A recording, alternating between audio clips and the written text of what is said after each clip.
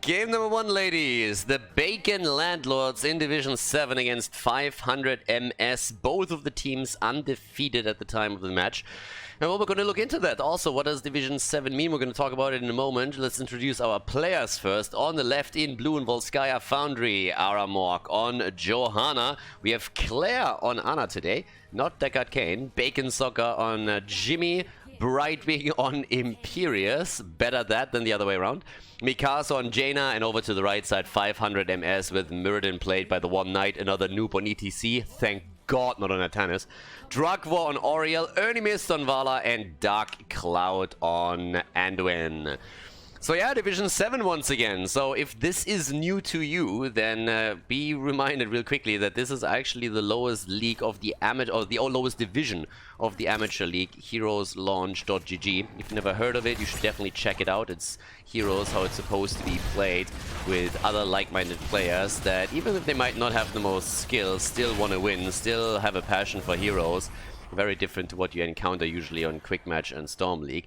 But with that, we're obviously going to use this as a little bit of a training tool, just talking about mistakes that are being made in this, and also a little bit about what you could do better if you have an amateur team on your own. And we're going to make fun of the players a little bit. And as I always say, I actually get these matches and replays sent by the player. So everybody that is in these games is absolutely on board with being made fun of. So there's always one or two that start to be offended on behalf of somebody else who's absolutely on board with all of this is happening here. So if you feel that you are in that position, be reminded again, everybody here is having fun. Even, yeah, the players. So, but with that said, this is actually the game where both of them were absolutely undefeated. So this is an interesting setup here, because one of them had to lose. So this means even though we are in Division 7, where the players are usually between bronze and gold, on average at least that is, we are looking at the top match teams in that particular region. Sleep Dart is actually connecting. Camp has been taken, and I like the invade that we're seeing from the red team.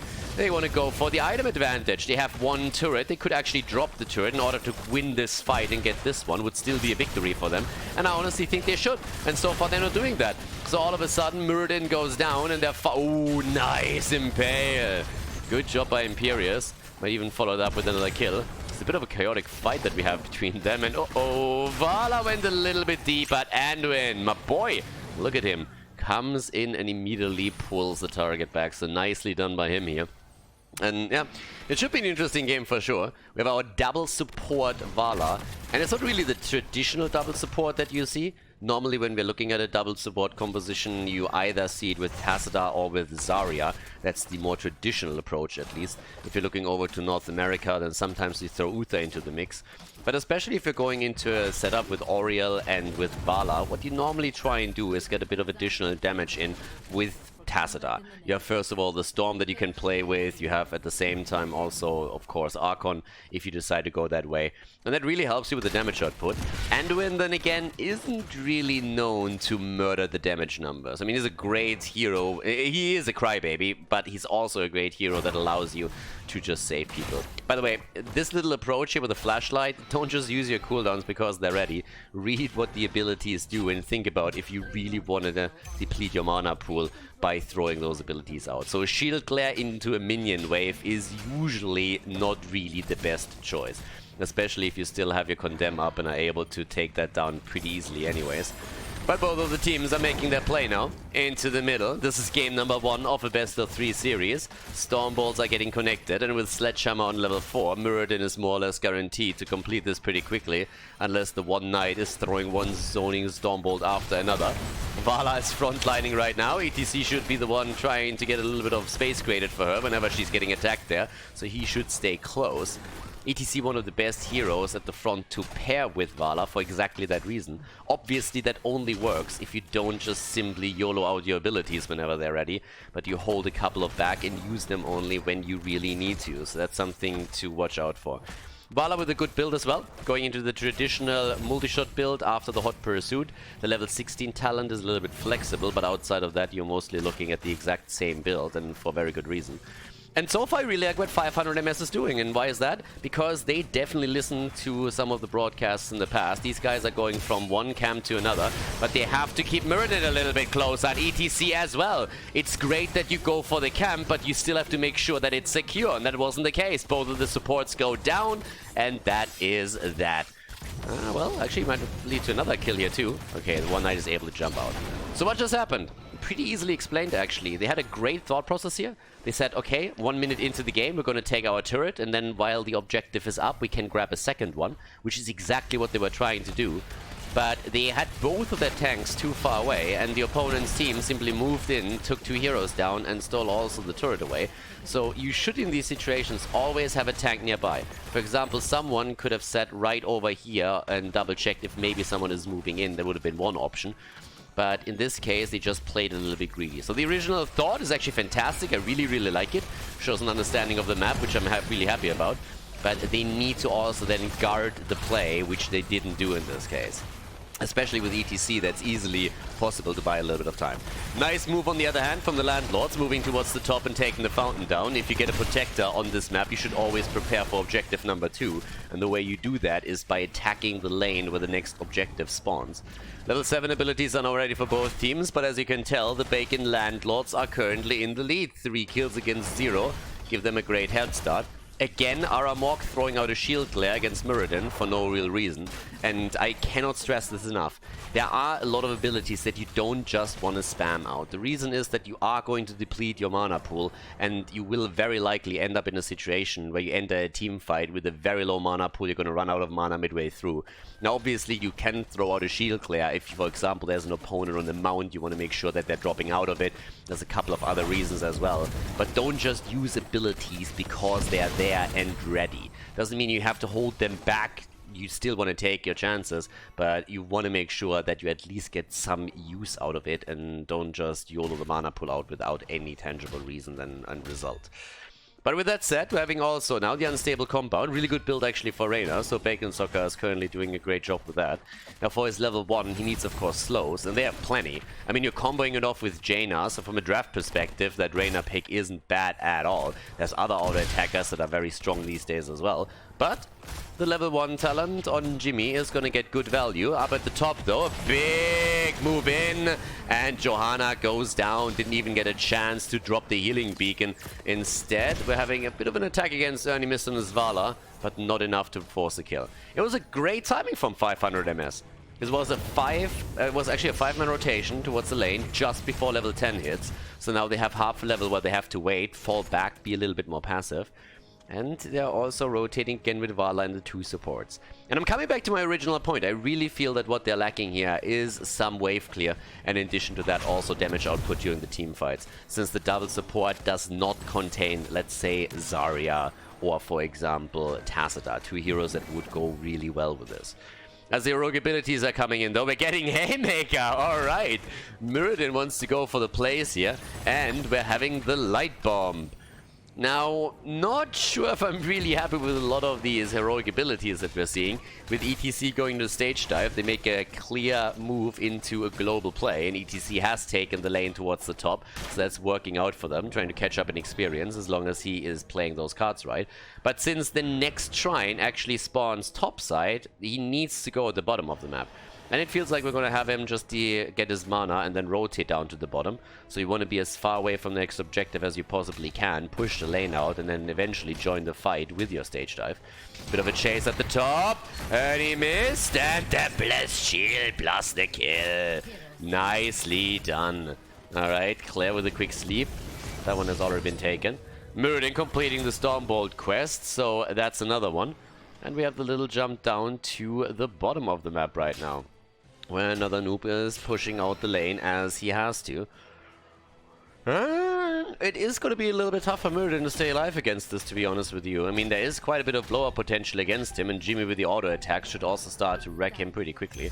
So going into Haymaker, I really don't like that move. I mean, why Haymaker? There is no real reason for you to do that. Muradin with Avatar is just way more sustainable, and it's not like you're going to get isolation kills with the Kerosene behind you or something like that. And a 7-sided. Not saying that that is an insane strategy or anything, but at least it would make a little bit more sense than just using the talent here. So for now, we're having the top claimed by 500 MS. Blue team obviously looking for level 13 as they're trying to go in for it. A lot of items on both sides. 4 actually for the blue team. And we're having 3 on the side of 500 MS. And still the rotation of ETC as he's trying to get the experience to bring them to level 13. It's gonna be tough though. I don't really think that they can pull that off in time. It seems like they will have to take the fight here if they really want to go for this. Another shield glare that wasn't really needed. Nice move into the wall. Good one. Here comes the light bomb. Immediately the items are on the ground, or at least a couple of those. Ring of Frost connects with 2 with 3, and they go down. ETC eliminated. There goes the support. Oriel and Vala are both dead. Anduin falls too, and Muradin hops out. Level 13 in their hands. Still 2 of the... they have 2 of the turrets still in their grasp. And with that, the Bacon Landlords have a pretty incredible lead in this game now. And Johanna, after going for a shield glare focus, now with a Holy Fury on level 13. But that fight definitely turned quickly against them. That did not work well for 500 MS. And now they're losing ground. And quite a bit of that. I mean, you look at the mid lane and the fort is about to be destroyed. Mikasa is taking care of that by himself. Aramok at the top, especially with him having his level 13 talent, is now trying to burn the waves down even quicker to allow them easy access to the fort. And that is going to result in another structure destroyed. And now the only question that remains is how are they going to play it? And it seems like they're going to rotate down to the bottom of the map to prepare for objective number 3 instead of trying to attempt to play at the keep at the top side. Which in theory they could have done. 13 is ready now on both sides though. Muradin with a bronze beard rage as he did not go into his level 4 Thunderclap talent. A little bit of a charge there still, and they're going to try and take the fountain down at the bottom of the map. Same principle that we've seen before, exactly the same thing. You win the protector, you prepare for the next objective. They're already far ahead, they're trying to extend that lead a little bit more, but it's all about trying to get down to the bot lane for objective number 3, take the fountain down, and in an ideal world, the fort itself too, so that you deny the retreat points to your opponent. But he missed a little bit far out, he needs to be careful too. Bala can't die, but the fountain is eliminated, and that's definitely a good start for them. 2 levels. That's the lead that we're seeing for the Landlords. Don't really have to fight here. You can actually just fall back and wait for 16. Don't have to take the battle. But then again, it's a fight and we take all of them. You cannot win the fights that you don't take. Then again, you can't lose them either. And in this case, Muradin goes down. They needed to take the fight. They wanted the fight, but they're not winning it. They're losing the entire front line. Muradin is dead, and so is ETC. And Imperius is again marching through town here. The 16 is in their hands too, boys and girls. It's a slaughter. 10 kills to 1, 16 to 14 any moment. It's not a pretty picture for them at this point. Up to the top, it's all about the item control. And this is another thing you should really incorporate in your own play if you ever are in the lead on this map. You want to control the items. Get as many of the items that you can and also deny the items to your opponent. And that means that your first step has to be that you're going for your opponent's camp whenever you can, so that you get an additional item and they have a hard time getting one themselves. So with the rotation down here, we have another turret about to drop for them. And they're just enlarging that lead that they have. And this is really important when you're playing in Heroes of the Storm in general. The moment you get cocky, you're going to lose the game. Heroes of the Storm is a game where if you lose a late game team fight and your opponent is a couple of levels behind you, they are going to get an advantage. And that is a problem. It is going to be a big problem for them. Yep, so Johanna now also with a holy renewal here. And again, the Zealous Glare and the Sins exposed. So, yeah, we'll actually see what... Ooh, stage dive escape? Nope! Gets stunned out right now. Alrighty, so with that said, we're actually having now 11 kills against 1, so it's not getting any better for them. The Lulcios, we're having... We lulled a little bit already. I mean, right now for 500 MS, this is not really working out, and you can already tell. So unless they start a comeback here, they already have to think about what's happening in game number 2. That was a nice wall stun, though. And they're trying to get the kill, but the ult goes through for Imperius, and zip! Vala is eliminated. She's not going to be the only one. She's going to be joined by Oriel a second later. ETC just came back. He was dead. For a moment I was expecting him to jump in after they died, but that didn't happen. And now we have 13 kills against 1 and the next objective announced on the maps there. Things are not getting any better for them right now. But yeah, with that, let's see. Again, when it comes to the damage numbers, it just reflects what I've been talking about earlier. Just look at the damage here. 23,000 for Vala, 16,000 for Auriel. That makes her the third highest damage dealer in this team. 17,000 for Muradin. They're already going for the fort now. So at the end of the day, it's really the lack of damage that we're seeing for 500 MS.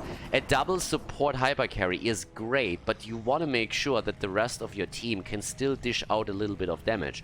Obviously, your main damage is coming from the hyper carry, but it can't be all the damage that is coming from that particular pick. So you need a little bit more out of this. And in this case, they just don't. They should have gone for a Tacita pick. They might have added a Zarya if Tacita is banned out, so that they have still a shield on Vala, but they also add a bit more of a punch with the particle grenade build, for example. But as they're lacking all of this, they're having trouble taking targets down. The One Knight, well, again, without his avatar, has a really rough time here. Barely kept alive by the two supports that have to focus on the tank instead of focusing on the range damage. Who all of a sudden gets the light bomb, stays in the Ring of Frost, and it's getting frosty here pretty quickly. Anduin down, Vala eliminated. Mikasa gets another kill, and now we're looking at 3 down with the top lane pushing thanks to the camp that was taken previously. They're already making a play down here at the bottom, and now they have the entire map open to themselves once more, and that's exactly what we're seeing here. More aggression, more kills for the Landlords, sitting at 16 kills to 1. And game number 1, at least, is an absolute slugfest. I mean, they are really just shelling away against them. They're shelling the shit out of the red team at this point. So this is a game where both of the teams are undefeated. You have to keep that in mind in Division 7. So this is not the start for 500 MS that they envisioned when they headed into Volskaya Foundry, but it's also a best of 3 series. So even if they cannot turn this around, it would still mean that they have 2 games to try and win the series after all, but they definitely have to change the setup. But for now, let's see if maybe the Landlords can already end the game here. They're definitely going to try, and they're pushing in for the keep aggressively. And in this case, they're also having level 20 abilities, and that's, of course, helping even more. Currently, Reyna is absolutely killing it on the damage numbers together with Jaina. 37 and 41,000 right now. Aramork a little bit in trouble, but still have the shield ready. Protectors coming in once again. ETC barely saved here. Nice move. And it seems like they're going into the middle. Well, maybe not. Can they get the kill against Vala? That doesn't seem so. Honestly, with level 20 and 3 levels ahead, they could have made the play here. On the other hand, we're seeing Aramork stunned into the wall, still holding a few items, still not dropping that healing beacon. The red team, for some reason, is willing to give them a fight. I have no idea what Vala is doing. Vala is chasing. Vala is looking at this and is saying, like, yeah, this is fine. Girl, I'll tell you one thing. This ain't fine. This is far from fine. You're 3 levels down and you don't have level 20. Get the fuck out of there. And get the hell out of there quickly, please. This is not fine. This is anything but. Muradin is down, and the rest of the team is trying to escape here. Another whip, another hit. Here comes Jaina, baby. And there comes the attack and the kill against Auriel. The Ring of Frost doesn't help. Jaina actually goes down. Can they kill another noob? Yes, another noob just died. So, well, that's not the only one. Another one has fallen now too, so that gives us 20 kills against 2. And they're going for keep. Anduin, yes, the self-light bomb. Look at him, he's actually trying to man up. The crybaby is trying to man up, goes in with a light bomb against 4. Gets punished immediately, and game number 1 is therefore over. But hey, at least he tried. Bacon Landlords, ladies and gentlemen, taking the lead in the best of 3 series against 500 MS in Division 7.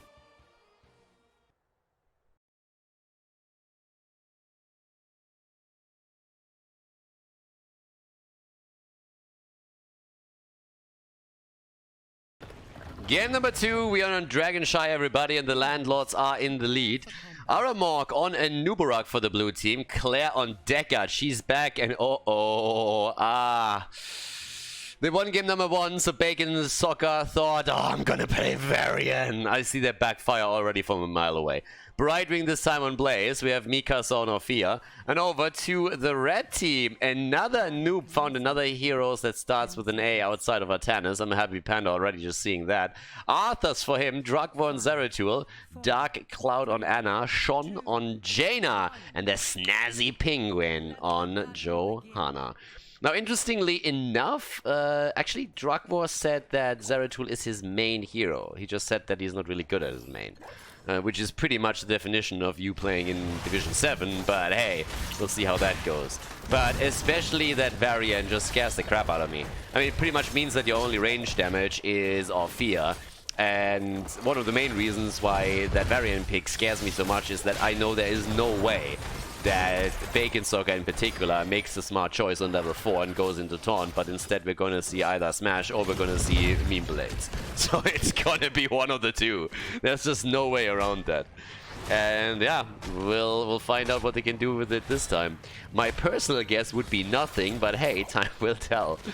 Yeah, already the Wormhole talent taken with the Shadow Hunter on level 1, so going into Ty's auto attack build that became a lot more popular after Blizzard castrated Wormhole on level 7. Bit of a rotation going with the 4-man here. Yeah, 1 versus 1 at the top lane. Arthur's going up against Blaze, and they're going for the camps.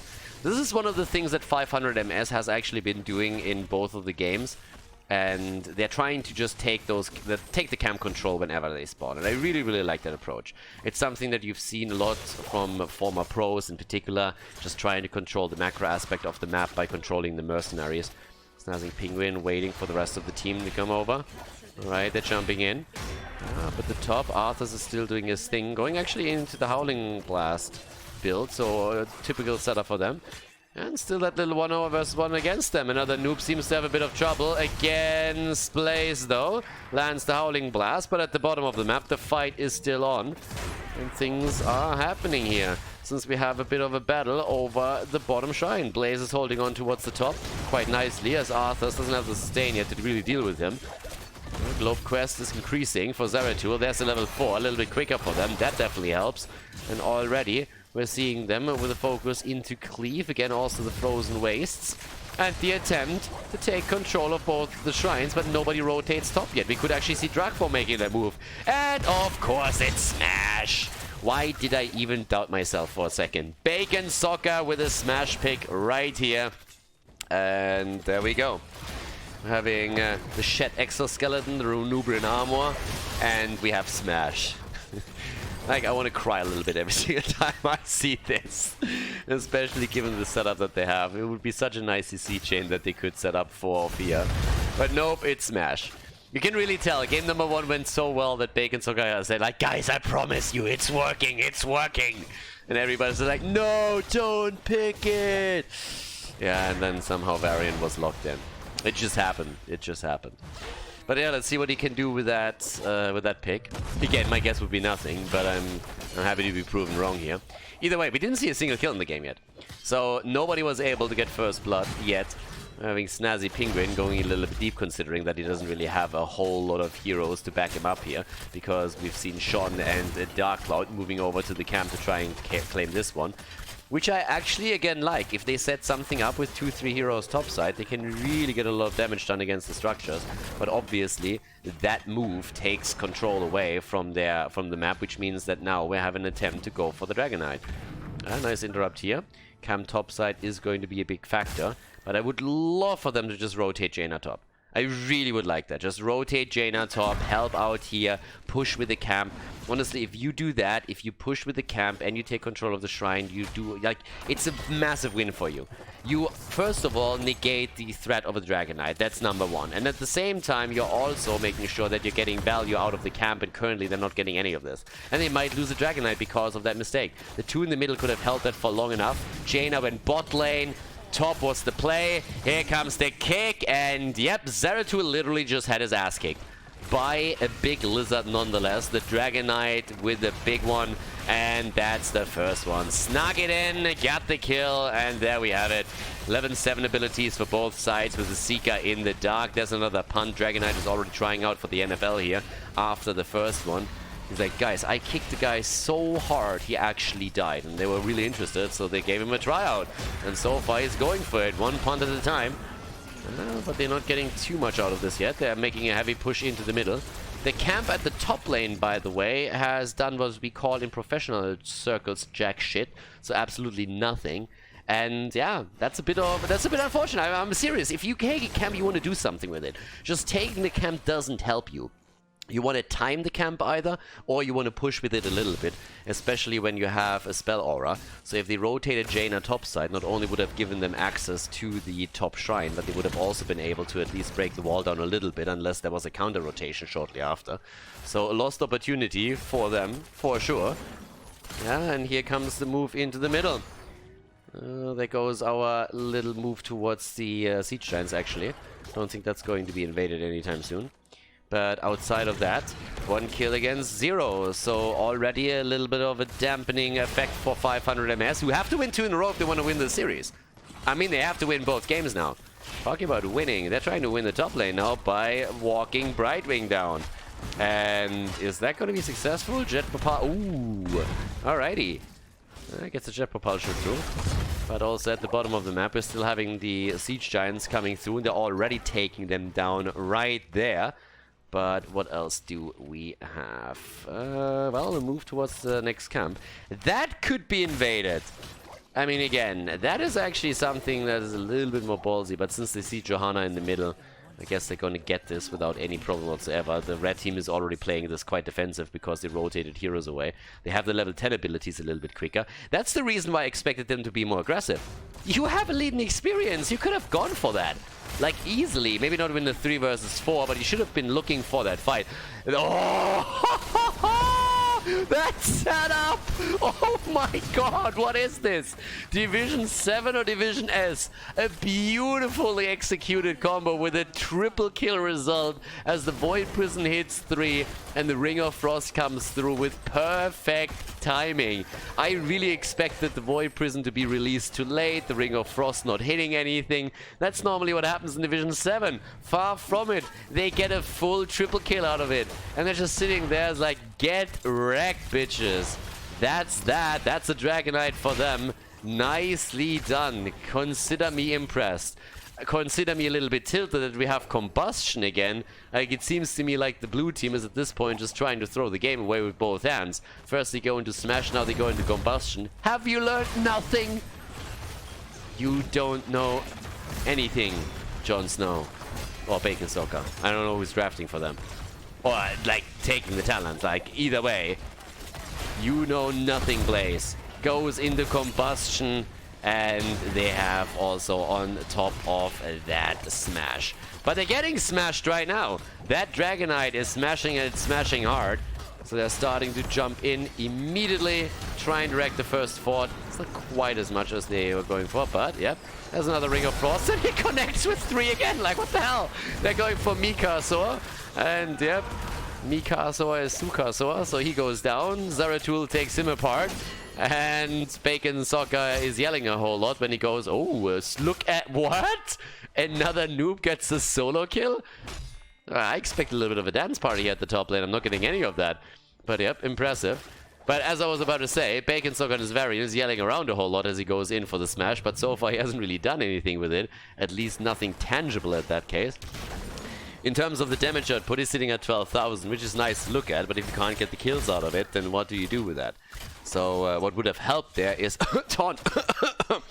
Sorry, like I had a little bit of a cough sometimes.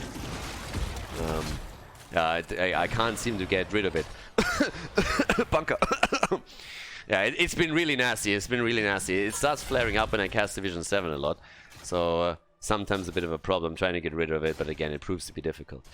Either way, it's a 2-level lead now all of a sudden for 500 MS. Like 2 minutes ago, I was talking about them not having quite the opening into this game that they were hoping for, considering that they want to turn this around and force Game 3. But now things are looking peachy for them. They're looking actually fantastic, I gotta say. And Void Prison is up again. Ring of Frost is there too. And Drakvor is already saying like, boys, I got him. Let's go and check this out. They have, at this point, another little setup here, and they go for it. In comes Varian, in comes the ring, and kaboom! 2, and that double kill. Varian and Deckard both dead. And, well, that is looking fantastic for them right now. Great setup. Combustion getting used at the top.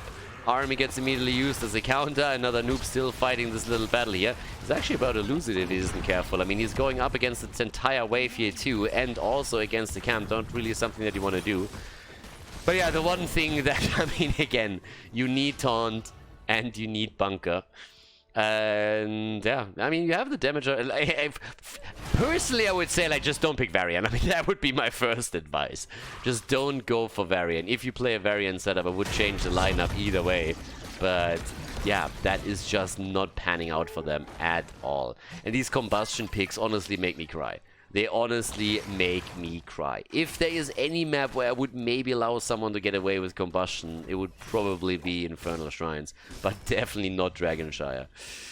But either way, I mean, they're trying, and so far you can see the result there, so it's not really working out too well. I mean, it's like I called it at the start, but with those picks, I was a bit careful to make their own life harder. Yeah, there comes the forced fight, though, against Anas. They're starting to go in. Oh, Jaina with the ice block, okay. There's the sleep for just a moment. There's the ring. Oh, but Anna is down. Anna down. The penguin is a little bit snazzy and walks away. Aramok barely escapes too. Another noob is flanking this and helping out quite a lot here. And we're having also Army. Well, getting popped a little bit late, to be honest. Don't really think that that was needed. There was more cooldown that got burned. I don't think they can do a whole lot here. Oh, wow. Brightwing actually in a bit of trouble here for just a moment because he misses his jet propulsion target. Void Prison is in and negates the blizzard damage. Good save, good save. Oh, and the kill by Ophia.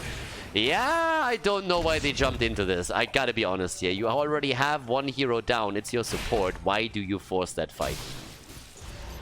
I don't understand why they just went into this. So, Bacon Saga actually gets a little bit of value out of the smash here. But I don't understand why they went into that fight in the first place. They didn't have to. You control both of the shrines. You're not going to get the Dragon Knight in a 4 versus 5. But you don't have to YOLO in and die. Like, that's a cool move against Claire right now. Killing her is actually insane. It's a 5 versus 3 on the map, and the support gets taken down.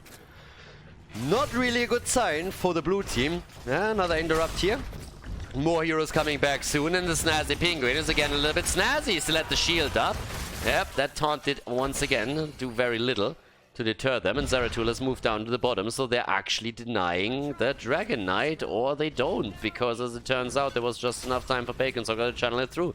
Nicely done! Well done here. So they're moving straight through the middle of the map again. In this case, Atam is actually going for the Embrace Death for... We have Sentenced to Death here for Zeratul. And looking at our little setup, we have so far Jaina with the most damage. Another attempt to go for Anubarak. And the Dragon Knight is clearing the wave here with a bit of a slow approach. Trying to get his own wave through. I'm not getting 100% certain what they're trying to do here. I mean, I think they could have gone towards the top lane. Well, I mean, okay, if they want to prep the bot lane, so be it. But if you want to do that, I would have sent someone else down first while you're busy in the mid lane to turn the waves down. This time they lost a little bit of time. It's not really the biggest deal, but I feel they could have gotten the fort in the top lane. That, on the other hand, is another setup. They've been practicing this shit. I mean, again, they might not win the fight here against the Dragon Knight, but they've been practicing this shit, you can tell. Nano boost on Jaina, I mean, Ring of Frost, everything is working here. They've been practicing this for sure. Blaze is down. You know why? Bunker. And Anubarak plus off here are also eliminated. I need to get something against this cop, seriously. It is a problem. Bacon Soccer also on the run here. And, well, that is another kill for them. The only survivor is actually the support, who came back a little bit late after being eliminated there. So now with a move through the bot lane, we have 12 kills against 4. 12 against 4, 2-level lead. And they are murdering it. I love, by the way, that Anubarak went into Epicenter, at least something. Honestly, after we've seen Division 7 just in the recent weeks, a little bit more often, I was really afraid that we would see Debilitation again. One of the shittiest talents that you can possibly take, considering that you have to compare it against Epicenter. And Anubarak has one level 16 talent, ladies and gentlemen. He has one, not 3. He has 1 and noob traps. That's it. The other ones are IQ tests. If you don't pick Epicenter, then you failed already. Then you should go and cry a little bit in the corner and not play Nubarak anymore. The beetle is crying. The beetle is crying. Don't make the cockroach cry. The cockroach wants Epicenter. So, with that said though, we have currently... Oh, I like that. Anchoring the play here at the side. They try to make the jump in. Ring of Frost zones them out a little bit, but doesn't really connect properly. And actually, Blaze gets a little bit of value finally out of his talent. Great Steve. Oh my god, a beautiful setup. Choke point, baby! Yep. And that worked well. No Void Prison, no Ring of Frost didn't connect. 3 heroes down, Camp stolen away. Dark Cloud goes down 2, that's 4 down. And they want to go for the 5-man team wipe, and they get it. Yep, and that's how you start a comeback. Bacon Landlords, they find the choke point fight, despite the fact that the tanks were trying to anchor it. Nothing set up here. And yeah, Johanna not throwing out the Blessed Shield in time. Howling Blast, the zone wasn't there.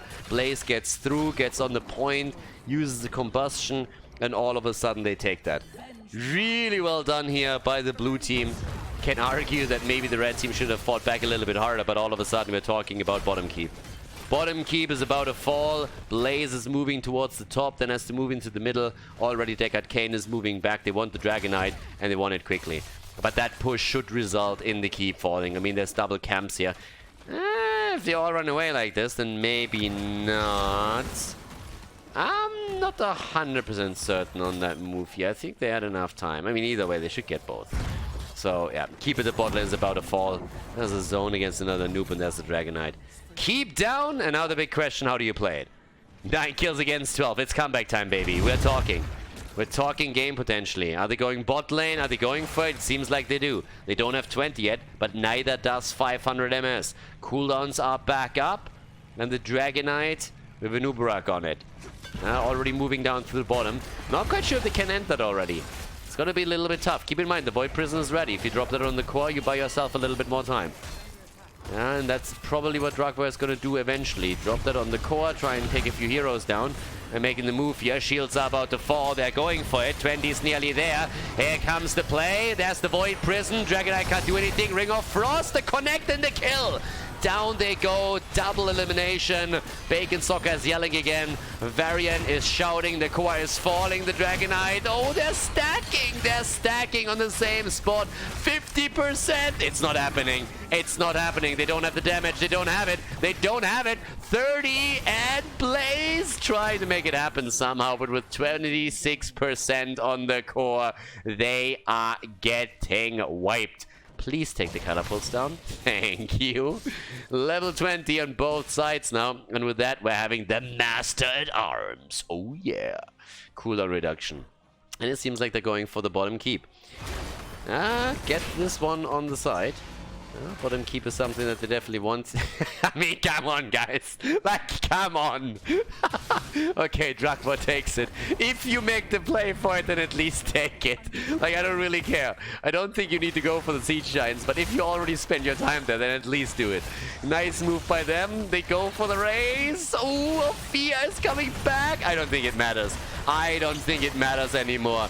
Yep. They split around the core. The damage is coming. 58%. There's the sleep. 40. And they force game 3. 500 in MS with a victory against the Bacon Landlords in the second game, as they're forcing the third and decisive map in this best of 3 series in Division 7.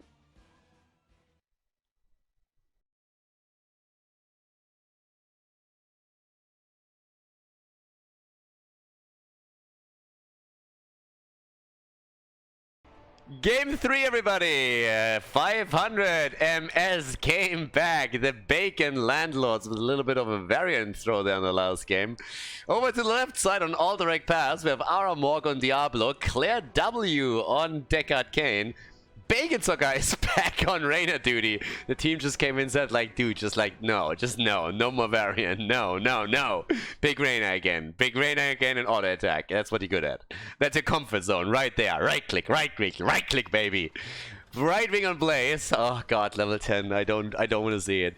Mikasa at the same time on Ophia, and over to the right side, Drakvo on Falstad, Sean on Jaina, Dark Cloud on Tyrande, Snazzy Penguin on Johanna, and another noob on another good hero. Unbelievable. It's like someone finally told him that there are actually good offlaners out there, that he doesn't have to pick Atanas, and he's just like, what? Wait a second, I don't have to pick that hero? Oh my god, I can win games now.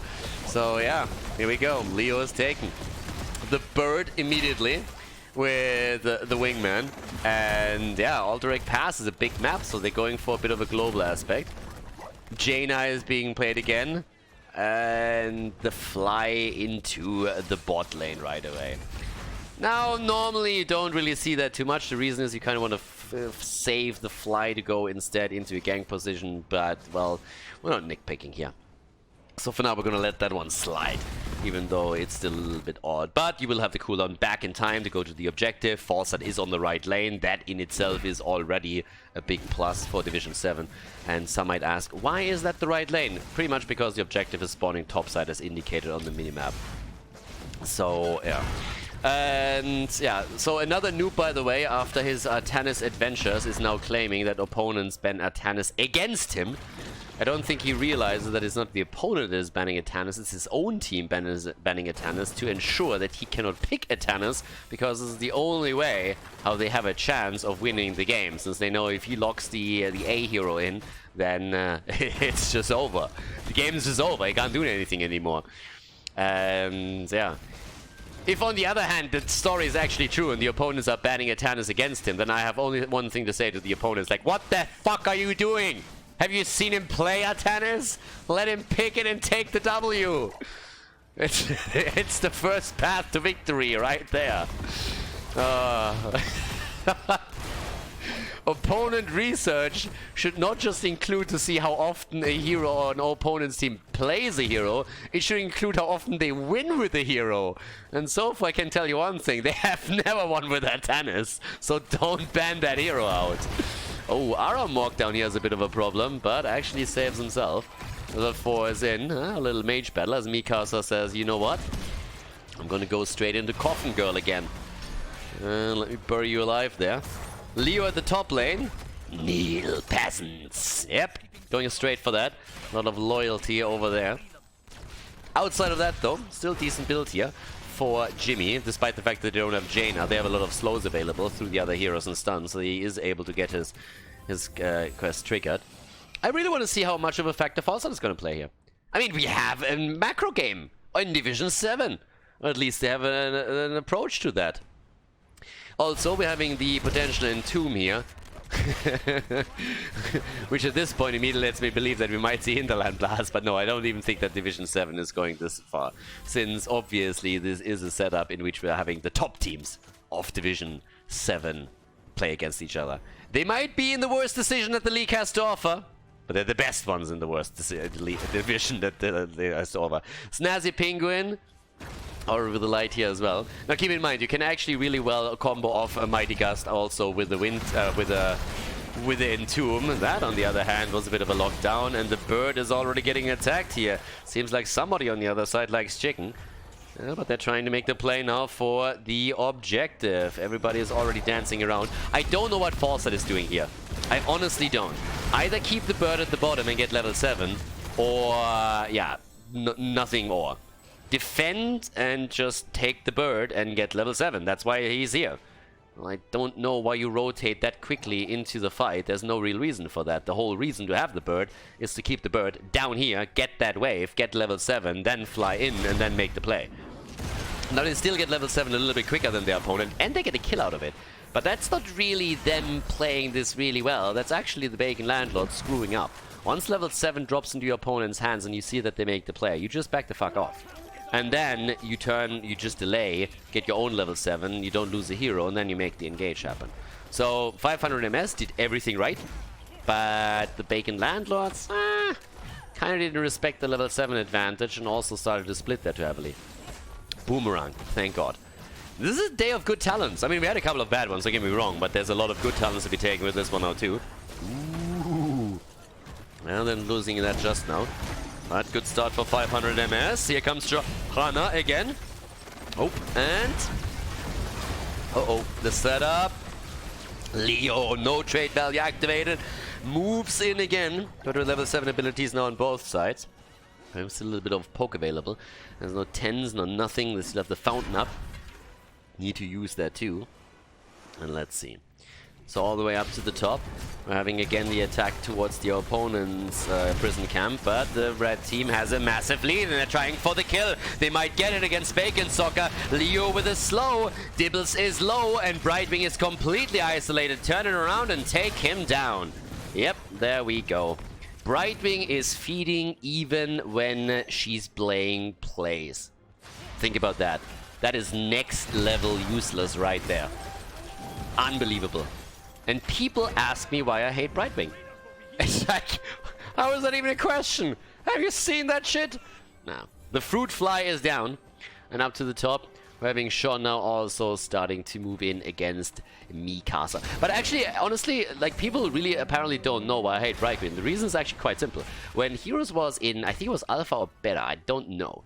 Brightwing's voice line was triggered when you observe games, like, every 5 seconds. Friend, friend, friend, friend, friend. And that retarded flute fly just literally gave me nightmares. So after Brightwing was, I mean, Brightwing was actually strong back then and played all the time. And if you have to listen to that shit 24/7 pretty much, then you would hate Brightwing too. So a lot of people came into Heroes a little bit later. They don't remember that, but believe me, that's the stuff of nightmares right there. Also, Jaina has a couple of nightmares too, because she was just taken out right here. And, well, that first objective does surprisingly little. Gets the most value at the top, but they have nearly level 10.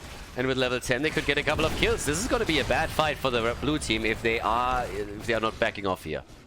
Alright, level 10 abilities are in. There's the Entomb. And that's a nice setup. Ring of Frost should come out. I don't really think that you need the Water Elemental here. If you go for the Ring of Frost, you can set that up maybe even with the Entomb if you lock it down nicely. Have also, of course... Oh, Water Elemental. Fair enough. Fair enough. Fair enough. So, the push in the middle. Up at the top, Leo. What? Why is he up against Mikasa? What's happening here? Why is Blaze not at the top lane? Blaze is going towards the bot. Okay, fair well, fair enough. Alright, I'll let this slide. That works out. But there's a level 10 ability.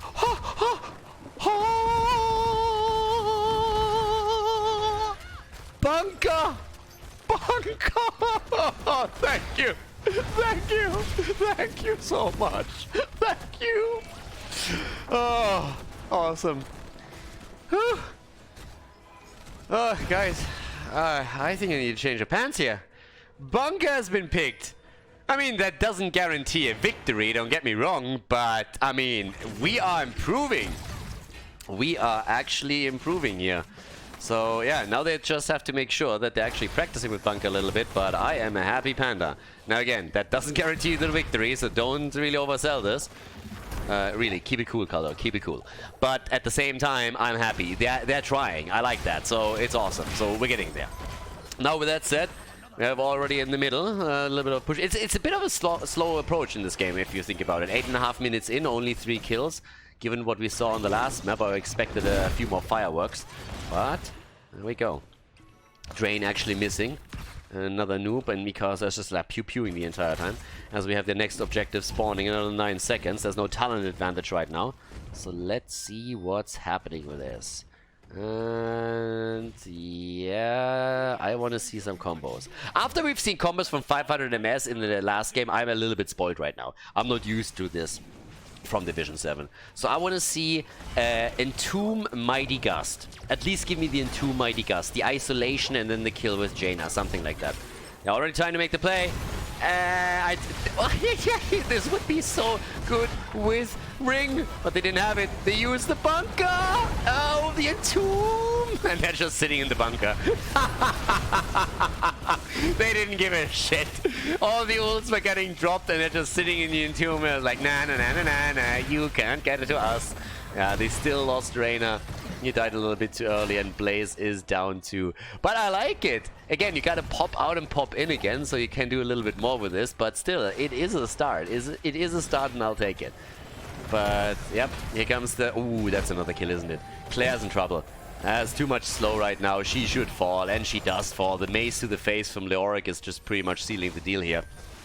Mikasa already went all the way up to the top. But yeah, that was actually a pretty solid setup. The bunker was good, saved them for a second, but they were just in a very awkward spot to begin with. Now we have level 13 on the other side. And in addition to that, we're also seeing now another objective about to be taken. Also, Flow Rider, so actually going into the cooldown reduction build here. The early activation of the Tailwind. Sorry, will follow on level 16, or should follow. But I like that. Looking over to the wave clear. 73,000. This is why you pick Boomerang. Exactly that. Boomerang, that's the reason. And because you have more burst damage, and because Secret Weapon is garbage.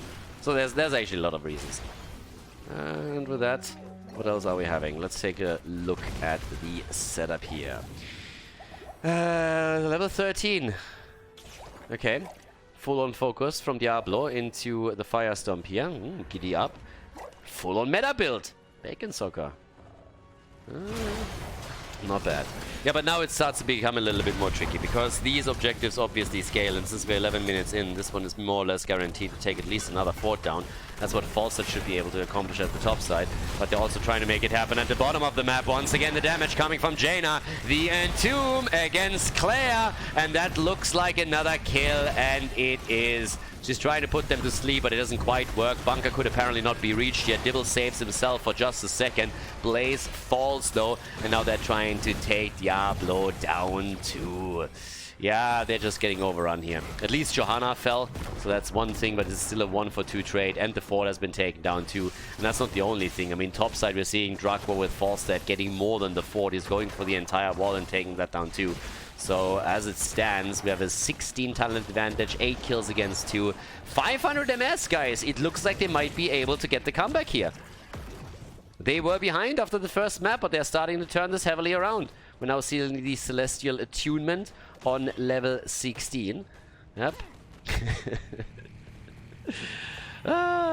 Finally not a level 7 talent anymore. There is a couple of changes that is Blizzard making these days that actually make sense. I mean, double cleanse on level 7. It's still beyond me how someone could look at that change and thought, like, no, that's fine. That is not overpowered at all. Someone really liked Tyrande. Holy Renewal has been taken. Leo has pretty much one choice here. They actually go for the boss. Smart decision making too. Rotate towards the top, have vision at the bottom of the map, so no problem there. And they are playing a good game. Even in the lower divisions of Heroes launch, you might not have the best mechanics, you might not have every decision made perfectly, but you still see coordination. What the Mithril Maze? Dude, you were so close. You were so close. But either way, still. Yeah, you have a lot more coordination here, and this is just what Heroes is all about. Trying to play with like-minded people that want to win the game, and that want to win about, or talk about strategies, develop a couple of synergies and stuff, and that's why you should all check out heroeslaunch.gg. Make it happen, sign up for the next season, have a little bit of fun, enjoy Heroes of the Storm again. This is the way to do it, ladies and gentlemen. Get a little bit of frustrated with all the YOLOing, with all the stuff that is happening, with the complaining, GG can't win anymore, where's the surrender button? Now what League of Legends again? Then, yeah, go and sign up for Heroes Launch. You're not gonna regret that. 17 against 16 now. That means even talents. We're looking at another fight here. So let's go, boys. Even talents for the two teams, and Dibbles with the domination. Someone wants to get the double stuns. But they're actually going for the boss at the bottom of the map now. Double boss has been taken, and this is just more and more getting a checkmate position here. 500 MS is playing the map. They are doing it. They're taking boss after boss, they're forcing reactions, the keeps get pushed, they go for the objective again, and the blue team is just running around reacting to everything that is being set up here. Right there. So with that said, we're now having the objective about to be popped. They're actually trying to interrupt it. They might be able to get that done just barely. 10 seconds. Can they buy a little bit more time? Mid lane is still attacking. Falstad is flying over. Where's that gust when you need it? One gust and they're going to get it. There's the Apoc. The Jaws. Oh, And Leo down. There's the Gust, but that was a little bit late. A lot of this could have been prevented if we would have used that earlier, but they get the objective, and that's pretty much what they needed to do here. And let's face it, another noob just wanted to activate the trade value. Versus guys, I didn't get really trade value out of this. I picked this hero for a reason. Have you seen my Atanas play? I die at least 5 times a game. Can't stand this. Look at me. Haven't died at all yet. We need to change this. We need to change this now. So yeah, he's back, gets the trade value. Camps are coming through. And with that, we have a chance for the first keep to fall. Falstad flying towards the top. And Dibbles? Oh, no ult ready. Just look at this. He nearly had Entomb. If you would have had Entomb there, that might have been a dead Diablo. Diablo might have been falling right there. But yeah, the keep is definitely falling. The keep is falling, and it's falling quickly. So one down, and the one in the middle might actually be eliminated as well. There's still a big wave. They're going for more than that, though. Yep, that's another nice push against Aramok. He's in trouble as well, but they're moving away from it. But here in the middle, it's close, but I think they can defend this. Unless the red team makes a push for it. And they could. Yep, they definitely could. Okay. Yeah, Blaze is trying again to go in. Another nice stun from Tyrande. She had a couple of really good ones. The bot lane is also getting attacked here. But if you want to make a push anywhere, I would definitely say go for the middle. And they're starting to push this a little bit more. They're also nearly on 20. Which is another advantage. Where's the Entomb? Where's the Entomb? Why are you not using your Entomb? What are you doing? That was a kill.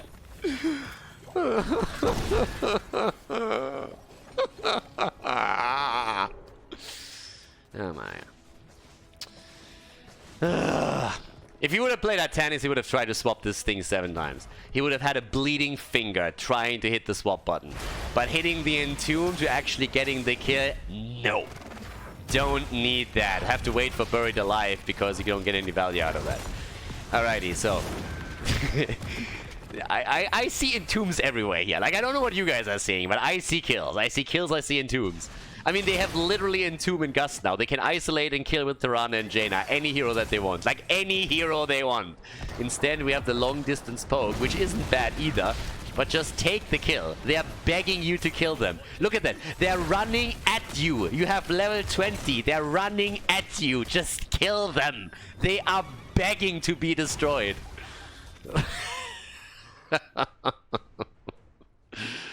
Alright. Instead we're going for the boss. Fair enough. We don't want to end the game here. We don't want to get end the game here. But yeah.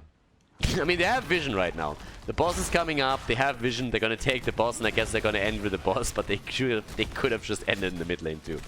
But either way, let's look at the damage as well. 39,000 for Jaina is pretty solid. Falstad hasn't done too bad for him either. And they take that boss easily, and now they can go for the... Oh! Hold your horses. There's a mercenary camp. Cannot end the game without the mercenary camp, or can you? Well, we'll find out. Falstad in the middle, please tell me why. Tell me why you're here! Alright, starts to fly towards the top. There we go. Maybe a little bit aggressive. Claire could have set that up even a bit earlier. Bunker is there. This Entomb does not do anything. Okay, there's the Gust into the corner, and they get the kill against Claire. And they get the rest of them too, don't they? Well, actually, they might not. Tyrande goes down. Tyrande goes down. She's the only one. Diablo dead. Leo dead. It's a kill for a kill right now. The Penguin is a bit snazzy. The Penguin is down. The Penguin is dead, and Mikasa is trying to go for Jaina. Blaze has fallen too, but yeah, Jaina dies as well. And the boss is actually getting defended. Oh god. Like, I can't believe it didn't end the game there. They lost 4 heroes, and now it's 20 versus 20. It's not over until the fat lady sings, guys. The rule still holds true, and there we go. I mean, again, at this point, they could have gone for the Entomb 5 times, gusted the rest of the team away. They could have even set the entire thing up with a Blessed Shield. Go into the Blessed Shield, hit the Entomb, hit the Mighty Gust, hit Jaina. You could literally, like, tactic. It's like, Okay, guys. 1, 2, 3, 4. 1, 2, 3, 4. 1, 2, 3, 4. We practice this. We practice this. Well, as it stands, it's 12 kills against 7, and the game isn't over yet.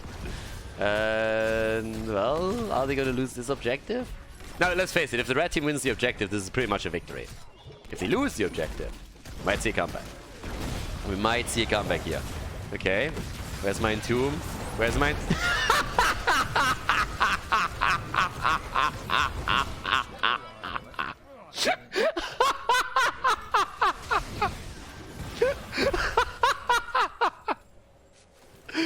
Oh, I mean, don't get me wrong, they still trapped them. It still counts. But it's amazing that he didn't get them. Not a single one. Like, it still counts to trap them, and they got the kills. But it is just brilliant that they were... What are you doing? Just go for the core. Stop this. No. Bad Leo. Bad Leo. Oh, not bad. So yeah, there's the, I mean, Tirana's been killing it with these hits. She definitely has. And there we have it.